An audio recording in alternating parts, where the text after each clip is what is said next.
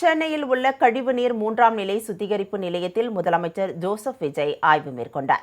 சென்னை கோயம்பேட்டில் அமைந்துள்ள 3ஆம் நிலை சுத்திகரிப்பு நிலையத்தில் நாளொன்றுக்கு 45 மில்லியன் லிட்டர் கழிவுநீர் சுத்திகரிக்கப்படுகிறது. இந்நிலையில் அந்த சுத்திகரிப்பு நிலையத்தில் முதலமைச்சர் ஜோசப் விஜய் ஆய்வு மேற்கொண்டார். அப்போது சுத்திகரிப்பு நிலையத்தின் கட்டமைப்பு, செயல்திறன், நீரின் பயன்பாடு ஆகியவை குறித்து முதலமைச்சர் அதிகாரிகளிடம் கேட்டறிந்தார். சாலையில் குடையோடு நடந்து வந்த முதலமைச்சரை பார்த்து பொதுமக்கள் உற்சாகமடைந்தனர்.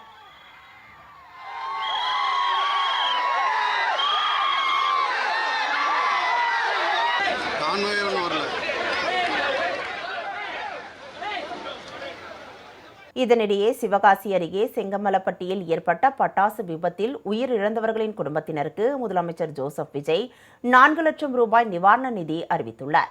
இதேபோல் சட்டவிரோதமாக செயல்படும் பட்டாசு ஆலைகளை ஆய்வு செய்யுமாறு மாவட்ட ஆட்சியர்களுக்கு உத்தரவிட்டுள்ளார்.